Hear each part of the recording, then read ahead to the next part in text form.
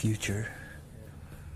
That's always the funny part, 'cause especially if it's for a band that's got like less than 5 records out, the past is kind of, I mean, especially if like, I mean, I'm trying to get stuff from Sub Pop for you guys, but the future is always like the last 1 minute of the thing is, well, we're going on tour and you know it should be fun, and that's like the future part of the special.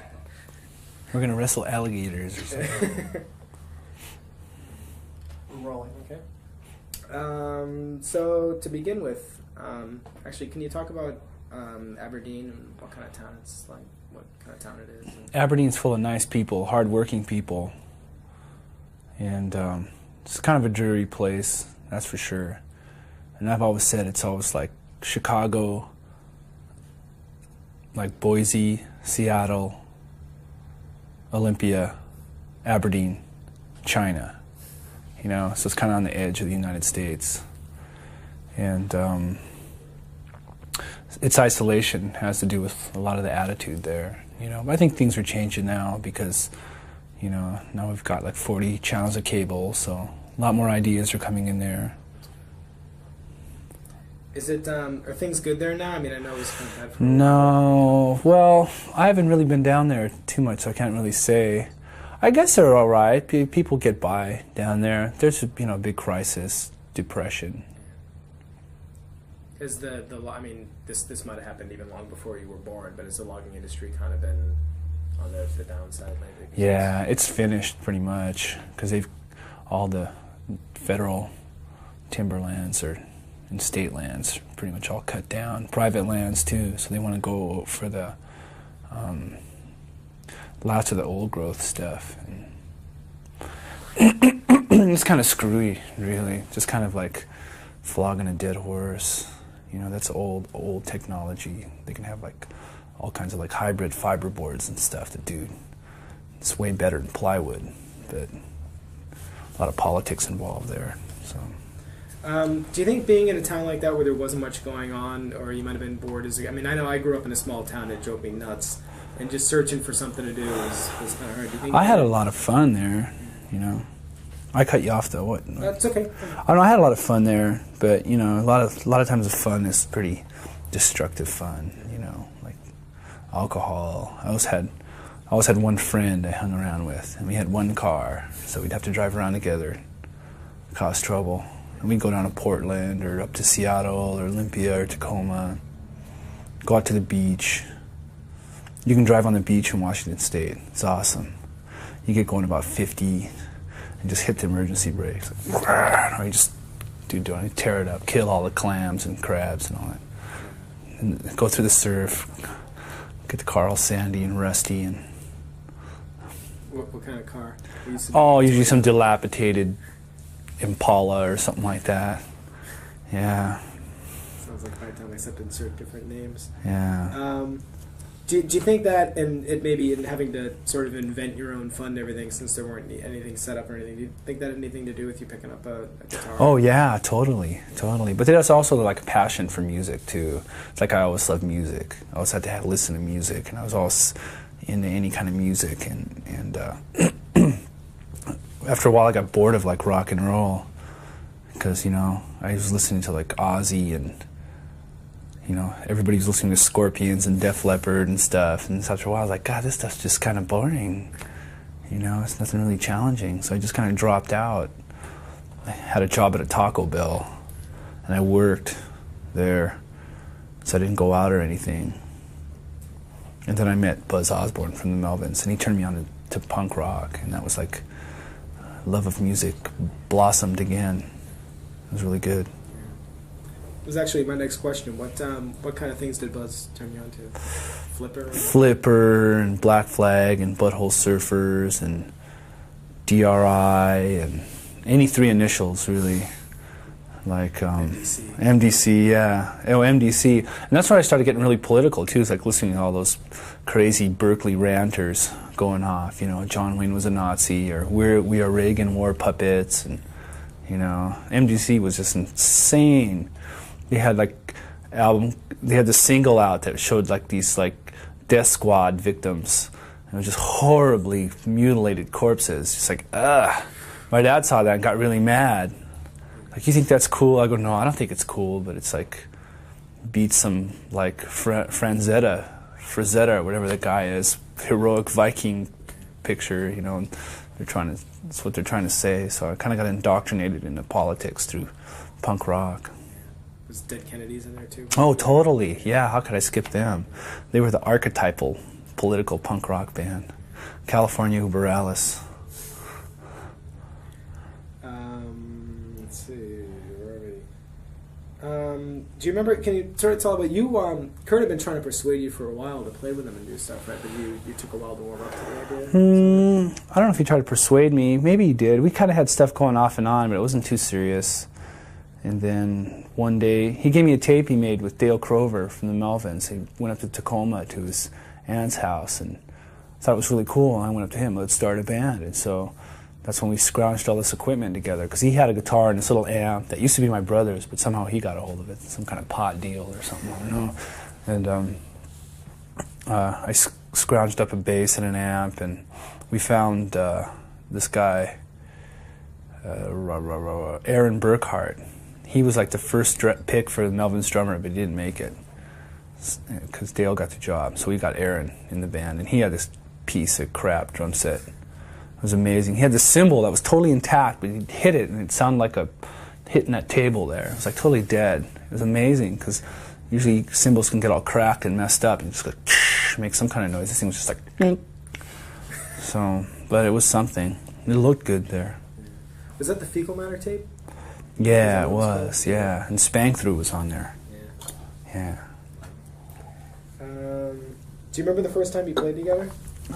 How long after you decided you wanted to do it did you?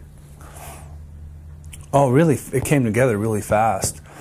And Kurt had this house he rented, this total shack. There was like a cesspool underneath the house, like the whole foundation was rotten. There was no refrigerator.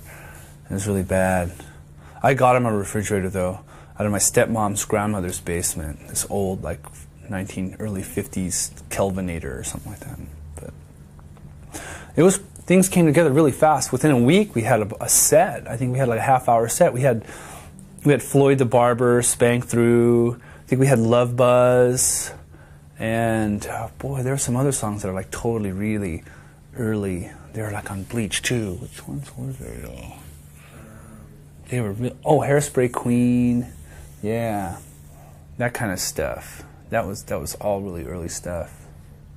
I know the answer to this, but since no one's ever going to hear me, if you could tell me about it. What kinds of places did you used to rehearse in? Was it your mom's? Oh yeah, that was after a while though, because we had nowhere to go, because we all lived in these apartments, and at that time I lived in Tacoma and Kurt lived in Olympia, and my mom had this empty apartment above her. She owned the building where this beauty salon was in, and we spent a week down there before we went to record Bleach. And just hashed it out up there all night long. And during the day, we'd go on hikes. We'd go to the beach and walk around. And we'd try to walk up to this water tower, but we got lost up the trail. And it's kind of wild. And we listened to Celtic Frost and the Smithereens. We had one tape. And one side of Celtic Frost had Smithereens. So it's that's a hell of a combination. Yeah, it was pretty wild. Jesus. Was it pretty clear from you obviously had the same taste musically. Did that make it easier? Oh, yeah, totally, yeah. You were together on what you wanted to do? Yeah, because we could praise the bands that we loved and we could bitch about the bands we hated all together. I mean, as far as playing, did you play off each other well right from the beginning? Oh, yeah, it was really good, yeah. And Aaron was a good drummer. He was really fluid and easy to play with. And we started having like these just total jam sessions right off the start. It was a lot of fun. And total, just like dynamic and crazy and really noisy and wild. Was he the one? Did he go to jail or something, or was that? No, he went to jail. Sure. He couldn't be your drummer anymore because he got in trouble or something. Am I thinking of the right guy? Yeah, he got pulled over for drinking and driving. The guy, I used to call him the situationalist, because he used to get into situations that were so crazy. Like him and this girl are really drunk, and they're like in this little like Chevy left pickup. And they pull up in the supermarket by Kurt's old house, and they drive right through the electric doors and go, psh, and they're inside the supermarket. And then he ran and took off and left that girl there. And she got busted. She took the rap. She took the fall. Whose car was it? From the girls. Oh, right. Yeah. That's free then. Aaron Burkhart. When did you feel like? I mean, I guess probably a lot of the first set that you were talking about that you got together were songs that Kurt had written without you, right? Yeah. So what was the first song that you felt like you contributed to and helped build up? I don't know. I think Floyd the Barber was. And just like every song, I just kind of do my own thing. Play the bass line, whatever complements the song. So did you actually, did he play bass on those demos then? Or was there no bass at all? I don't think there was even any bass on it. I remember he plugged the guitar straight into the mixing board. Yeah. Just like, just really wild sounding. What do you think happened when Dave joined the band? Did any of those, I mean, you went through, if I had to guess in a number, probably 4 or 5 at least part, or what you might have thought were full-time drummers? No, we went through, they were all like part-time drummers. There was only like 2 of them. Did you ever feel like any of them were in the band for good before Dave joined? Not really. No, not Dale Crover, he was in the Melvins. And Danny Peters, it was so like iffy because Mudhoney didn't know what they wanted to do, and then if he wanted to join our band, but if he joined our band, it'd be the end of Mudhoney, and we'd be kind of bummed out about that. And then we saw Dave down in San Francisco and thought, wow, what a great drummer. And then he was talking to Buzz from the Melvins and said, oh yeah, Nirvana needs a drummer. So he called up and said, yeah, come on up. And he did, and it was really cool. He was just really fluent and just really heavy and really energetic. Was that the first time you really felt like this is it for good, and this is Nirvana, and this is what we're gonna? Did you have any ideas when you were with Chad that maybe this will be who we make 5 or 6 records with? Or? No, I really didn't. You know, I knew there was some stuff with Chad. Some of it was like personal, and some of it was like musical. You know, and so after a while, it kind of came down to it. Like, yeah, I think we can kind of do a little better than Chad. You know, though Chad was in the band for like 2.5 years, and it was just, I don't know, it just felt like that's what had to be done. Like, it was just so natural and logical. Like Chad, when he joined the band, he was like kind of a light, kind of a jazzy drummer, and then he kind of changed his style to be really heavy, and I think that kind of strained on him. That just wasn't naturally what he wanted to do, and I don't think he made that transition too well. And you know, Kurt's playing this really loud, raunchy guitar, and I'm playing this really heavy bass, and then Dave's a lot bigger guy, you know. Well, I think he naturally just because. I have a tape change right now. Okay.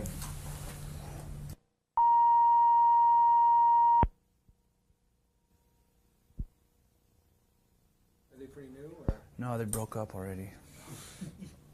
Well, I mean, I haven't lived there for. I got this shirt for free. I think I've heard their songs a few times, but never really got into them. I haven't been there for like 8 or 9 years. Mm-hmm. But when they're now, people are like, "Hey, show us around." I'm like, shit. Where do you live now? I live in New York now. New York. But yeah, if you've ever been under 21 there, that's like the toughest state in the country. Washington holds its own. Really? Yeah. I mean, it's if you lose your license and you go in to get a new one, they give you one that has duplicate on it, and liquor stores won't take that. So you can be 25 and just maybe not look 30. So you still get ID. Fascisti. So I never got to go anywhere. That's all ages shows. Yeah, sweet. You know, I should keep this out because you're not smoking and it would look stupid.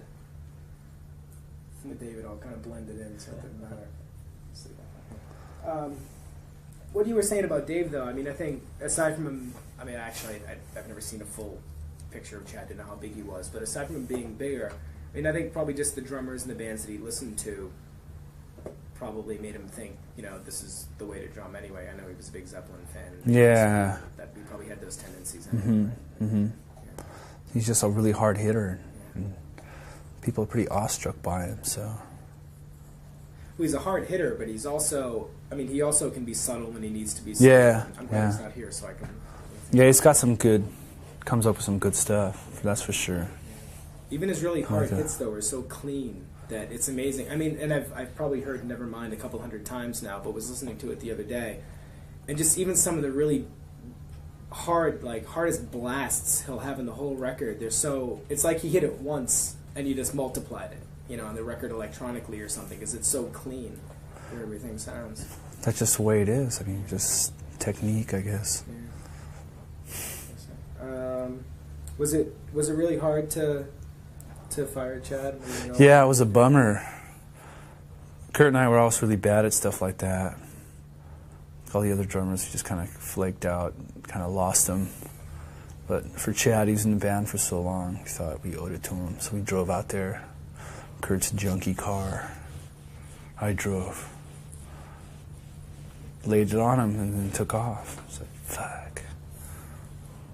Was he surprised, or? I mean, just the stuff that I've read that he said in reaction to leaving the band, he didn't. He seemed like I think he felt kind of relieved, you know, because I don't know if it was really what he wanted to do, you know. Kind of in his vein. He had some different ideas, and it wasn't really a bar alley, so. So did you really feel like a band for the first time then when Dave joined? No, I've always felt like I was in a band, you know, whatever the drummer was, you know. I mean, like an all-inclusive unit, like you're going, you could see being in this band with these two other guys for a long time and make 5 or 6 records. I've never thought in those terms anyway. Nah, I've never been like, had a plan or anything.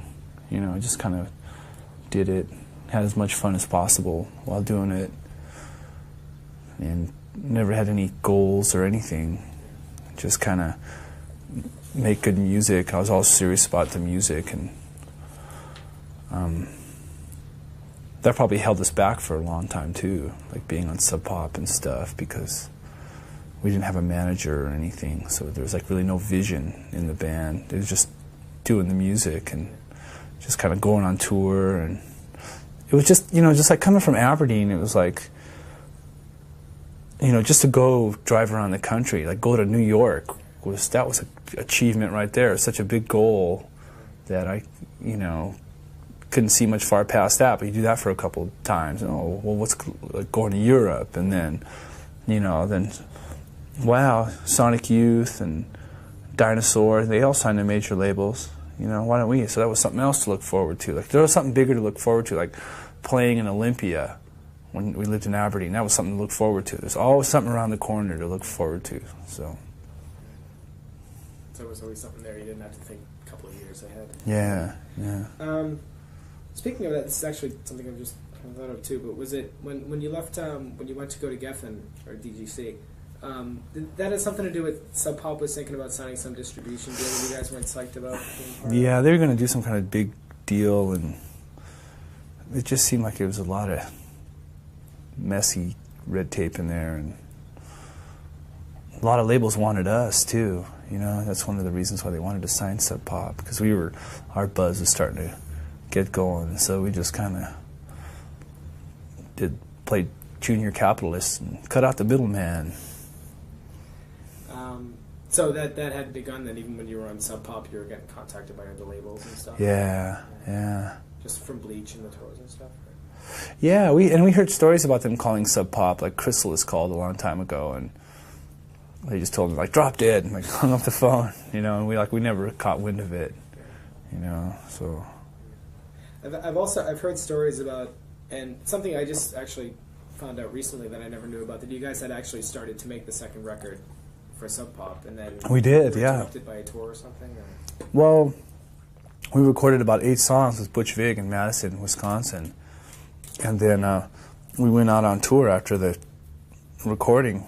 We spent like 3 weeks or something like that recording it, and we recorded Lithium and Stay Away, which was like Pay to Play, and Dive and Polly, which actually made it to the record, and a few more, like In Bloom, like those songs. That tape went on to be our demo, but then we went on the tour of the United States after that, and then we came home and lost Chad, and it was just like, I don't know, and it wasn't even a complete record. Maybe it was 6 or 7, maybe 8 songs, you know. And it just wasn't the right time to put a record out, that's for sure. So, Chad, It's because I had heard stories that when you were moving on and going to be on DGC and kind of moving to a new level or something, that's when you decided, well, maybe we should think seriously about what kind of drummer we want. That wasn't the case then, or? Yeah, that was definitely in the cards. That's for sure. So the Sub Pop distribution deal and all that happened before. Yeah, that was all happening. Yeah, that was all like brewing on the horizon. There's like all kinds of bigger stuff going on, and we're just like, God, it was just, it's out a major label. We had no idea what was going on, you know. And then we were given some 50-page contract by Sub Pop, like all this like legal mumbo jumbo. It's like, what the heck is this, you know? And then we went and saw Susan Silver, Soundgarden's manager, and she said, "Oh, you guys should come down to Los Angeles with me. I'm leaving the day after tomorrow. I'll be down there the day after tomorrow." So we're like, "Oh, okay." Well, she's flying, and we've got to drive. So we left like the next day, and we drove straight down there. And then when her business was done, she kind of took us around to meet a few people. We met an attorney and met a few people at a few different labels. Just got the feel for it. Met Sub Pop's attorney, and it was just a real different world. Had no idea how it worked or anything. So.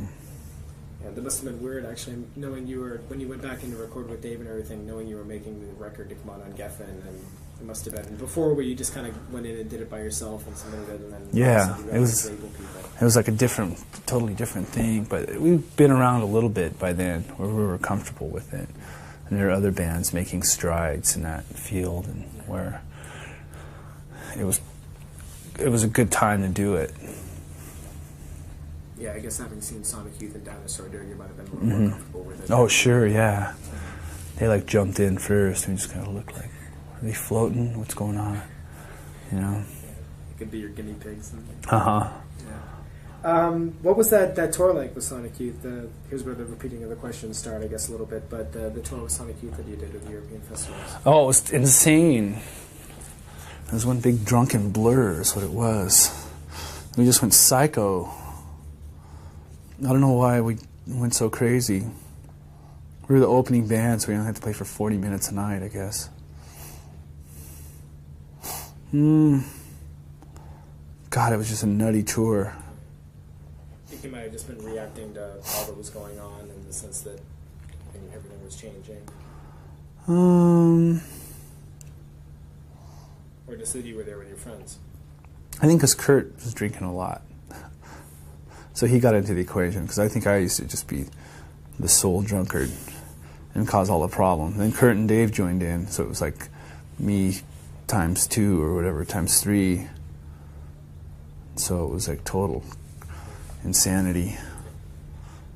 Did they kind of, I mean, it seems like they kind of, just because they liked you guys so much and you were also friends and everything, that they kind of took you under their wing. And kind of well, they're really nice people. I mean, they took us on a tour before that, with Dale Crover on drums, and we did the West Coast with them. And remember, I was also a big fan. I was like really nervous to meet him and stuff, and I got to know him. It's like really nice people, and it's just like we're doing the same thing now. Like we go on tour, and you know, we just want to play with bands that we like and that are cool people and just have fun. That's the main thing. So we can hang out, like just hang out in everybody's dressing rooms and stuff, and have a good time and watch these opening bands and have, you know, get to know everybody. It's just a really good thing. It's one of the best things of being in a band.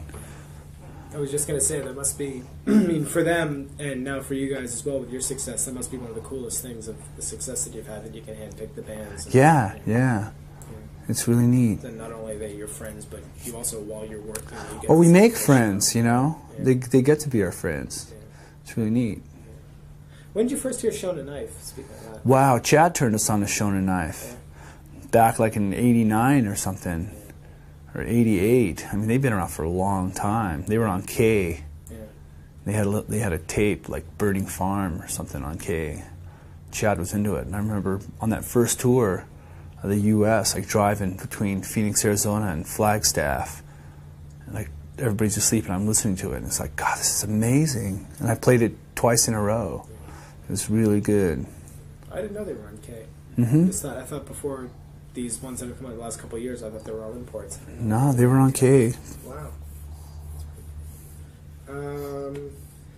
something else that I went over with Dave before, but looking back on, I mean, again, there's no way you guys could have predicted what happened with Nevermind, but being on that European tour, I guess, I think it was when I interviewed you guys at Reading, it was like 2 weeks before Nevermind came out. You did that? Yeah, it was me. Shit. Fell back in the chair. Yeah. Does that, I mean, like I said, there's no way you could have told at the time, but in retrospect, does that kind of seem like a calm before the storm when you look back on it? Like, wow, if we knew then what was going to... I just don't think in those terms, you know, just like look back and try to put things back in some perspectives. Like I really don't care. You know, I had a good time back then, and Jeepers Creepers, whatever happened just kind of blew up. I remember having a good time that period, you know. So. Do you remember when you made Nevermind? I know maybe this is... I know you guys you guys have certainly got a lot of pop sensibilities when it comes to songwriting. And was there any sense that when you made Bleach that you wanted to make a sub-pop record, or they wanted you to make a sub-pop record? No. We're just going to go in there and make a record. That's what it was. And we were just making records like everybody else was. We were making Jack and Dino produced records recorded at Reciprocal Studios on an 8-track like everybody else was. So that's how it was with like budgets and you know, you only had to drive up from Olympia or Tacoma to make the record. So there wasn't any sense when you made Nevermind then that, well, we can just make the record we want to make, we don't have to feel like... No, I call Nevermind the rite of passage record, where you get signed to a major label, you get an advance, and then you get a producer, and then you go to Los Angeles and you record in the studios. That's like $1,200 a day, and you come out with a big record, big sounding record. I think every band does that too, like their first major label record. Do you feel comfortable with the way that record came out then? Or? Sure, yeah, I like that record a lot. Sounds great. So it wasn't necessarily a bad thing for you guys then going with the different... No, not at all. Yeah. That's just where we were at that one time, you know what I mean? And we got into making that record. It was great working with Butch. He's really patient, really thorough, and knows how to get you to do the job right, you know. I thought I'd heard or read somewhere once that not so much when you were recording or when you were working with Butch, but some of the things that Andy Wallace came in and did at the end of the curve. I'm going to make a quick battery change if I can. Okay, thank you. Someone want to pour me a guys? Okay, we're going to start rolling here again so everybody knows. Okay. Where am I here? Speed? Yeah. Do you remember where you were when, okay, what place Dave was, but where you were when you were thinking when Smells Like Teen Spirit was shooting up the charts and you were knocking Michael Jackson off? Oh, I think I was in some backstage in Germany or something like that. Wow, really? That's weird. I'm really burned out. When's this tour over? Because tour was just the biggest burnout, man. We had the worst vehicles. This is how we slept during the day, because I'd be up all night.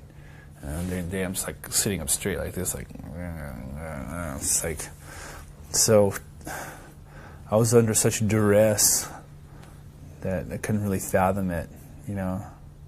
It was really weird. That tour was worse than some of the ones that you did on Bleach then? Like going yeah, because there was, well, that was pretty harsh too, yeah.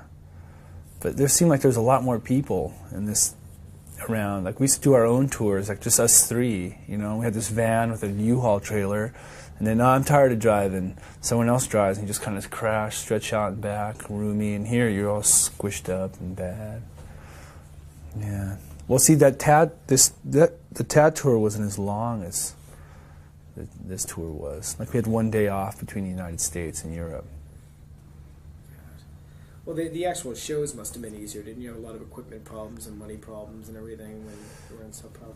Yeah, that stuff we used to patch it up pretty good.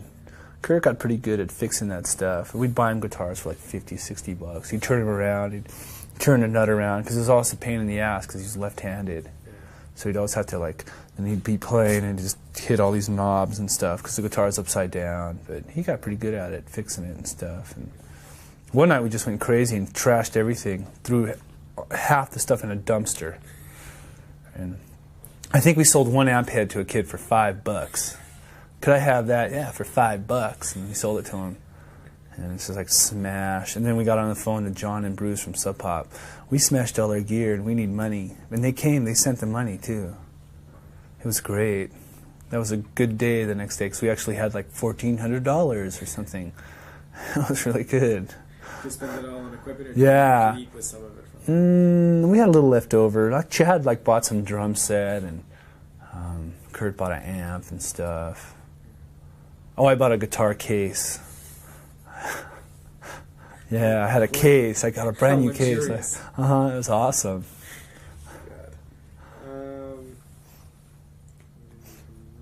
So the whole Smells Like Teen Spirit phenomenon, did it all sort of, did you hear about, well, we're up to this number, or we're selling this much, or did it kind of all of a sudden hit you at once? Oh, we would do that in the U.S. tour. Like, hey, you guys just got added on KBUS or whatever, Cable, AOR. You know, wow. Well, that's cool.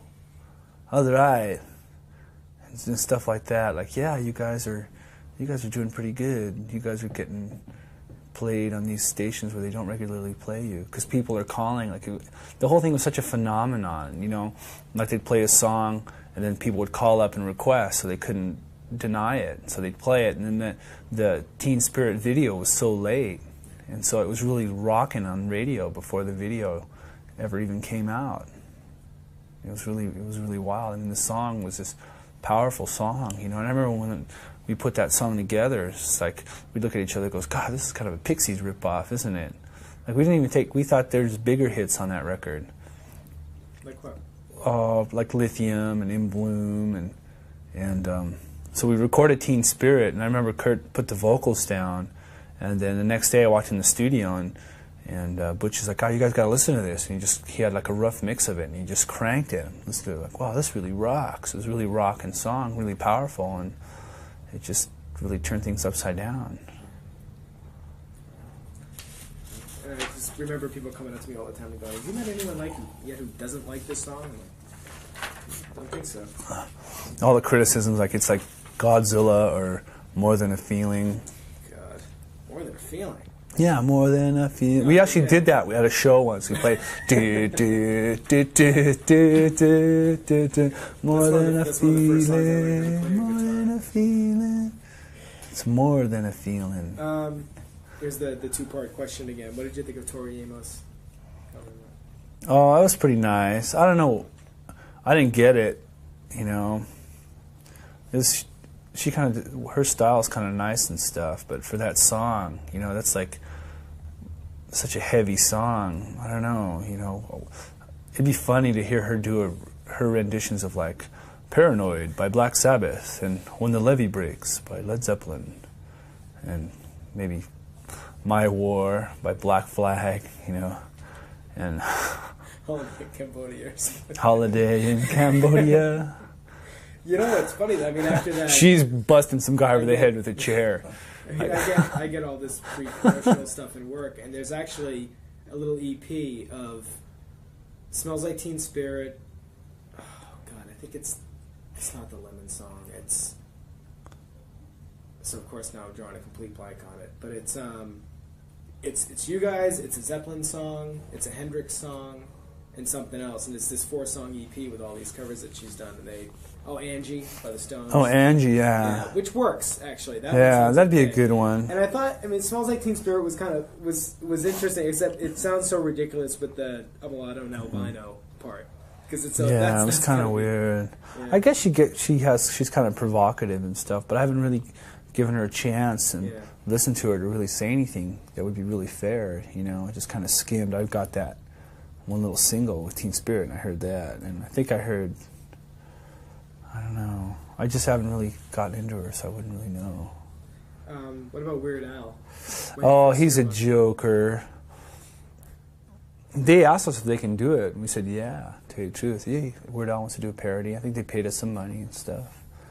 And then we kind of freaked out when we heard that there was going to be all the. We thought that he was really taking a piss out of us, but it wasn't really, because some friends of ours were at when he made the video in the same sound stage, using the same, so many similarities. But they're going to have all these cows and pigs going around. We thought, oh, he's going to tear us apart. We were all like, oh, man. We were going like, oh man, that Weird Al's going to get us. And then we saw the video, and I was just like laughing. It was really funny. It was really good. So I guess those fears were unfounded. Thank God. Do you go along with the imitation as the sincerest form of flattery thing? Sure. What the heck, you know? I always do parodies and stuff. Make my own lyrics to songs. I mean, if you look at, was there any sense of? I mean, I know you were already #1 by then and probably platinum by then and all that, but that's sort of an unofficial. You know, when you look at who else he parodies. I know, and like I saw, did you see that issue of Mad Magazine a couple months ago? Mad Unplugged, and like we were in it. Picture of us. I'm like, that's it. I'm finished now. I've made it. That's when it really hit me. Like, God, I'm in Mad Magazine. There I am, Mad Magazine. Awesome. That's awesome. That's it. Yeah. What do you think about the whole? Just everyone. Like I said to Dave, it's not just the media. It's music fans all over the world saying, you know, you're the biggest, most important band of the '90s and the voice of the Generation X and the 20-nothings. Well, everybody's in such a rush to define everything, you know, like everybody's trying to define the 60s, you know, that's when the big baby boomers came of age and stuff, and it's just like, just kind of chill out. That's what I say, really, you know, like voice of a generation. I mean, look, you know, Bob Dylan, he was given that, but he passed it off, because who's gonna take that on, you know, and pull it off without being some total megalomaniac demagogue or something. I mean, that maybe that mechanism's only there to exploit. You know what I mean? Because if you have any kind of like, what kind of values? I hate to use the word utopian because it's so wishy-washy, but like, just if you're really into like individual responsibility and to give so much power to somebody or something, or I mean, I just look at things so much as in the individual as in the group, because once you get in this total group thing, you got to have all these rules, laws, and leaders, and it's just something that's been going on for like thousands of years, and it doesn't work, you know. So I don't think at least anyone was looking to, you know, hand you the sword Excalibur or anything and expect you to lead the troops, but I think it was more like of hope that, wow, here these guys are, they made a great record, and for whatever reason, we're defined. The corrupt music business played it. Okay, that's a different thing, you know. Sure. And it's, you know, it's still corrupt. It's all just relationships and politics between like the press and the label and the bands and the, you know, whatever kind of weird politics is going on, which I have a real disdain for. It's really bad, really sick. The way it perpetuates itself and stuff, you know. Do you think it's more of a case of just you guys making a really good record and it was kind of ripe for the picking for you to the good straw that broke the camel's back, I guess? Yeah, I think it was all based on music. I think it was a really good record. People have a natural inclination for like harmony and like the hooks, and the hooks were there, and it was kind of fresh because rock and roll at that point was pretty stale with all like the hair glam bands and stuff, and here came something, and we were kind of wise guys. We didn't really toe the line, and that was kind of new. So, do you think all that the success that came with Nevermind and everything affected how you made the new record, or do you think you would have made it the same way even if it only sold what you expected it to? We went through so much. It's hard to say how that turned out. I'm sure that affected the way we made that record. Yeah, I'm sure it did. Because, I don't know, how could I say it? I mean, I know it wasn't to the extent that all the rumors that were It was going just, made it, but yeah, we just, just wanted to make a stripped down, like straight ahead record, and what we were talking about before we changed tape actually was I've heard Kurt say before that he was a little bit embarrassed about the kind of the mixing that Andy Wallace came in and did on Nevermind. It's nah. Well, if he is, that's fine. I'm not. You know what I mean? He could have been misquoted. I don't know. Yeah, I've talked to Kurt, and Kurt said that he's really liked it, and I've talked to Kurt and said he doesn't like it. Kind of goes back and forth on it, So I think all the rumors that were going around was that you were going to come up with this really in-your-face, noisy punk record just to kind of slap success in the face or something. Yeah, there was just so many stories out there. Like Newsweek, totally jumped on it. They just needed a story. Well, that's a whole American or world media is just based on the story. You got to have the story. And here's the story that our record was unlistenable and unreleasable and it was whatever. And it wasn't that way at all. It seemed like a lot of the songs were kind of more rock, and there were a lot more kind of abrasive songs on there, so we thought we'd have kind of more edgy sounds. I look back, I wish we could have made that record more slick, though, in utero. But you can't change the past, so. What was it like working with Steve Albini? It was really good. He's a good guy to work with. I mean, he's driven by his personal ethics and his work ethic. If a band, if you don't record the song in 3 or 4 takes, don't even record it because you shouldn't even do it. You know what I mean? And maybe a band should sound in the studio how it does live. And I liked working with him. Do you? I got a tape change. Really? Yeah. Wow. Well, the last thing was a battery. Oh, that's right. Okay.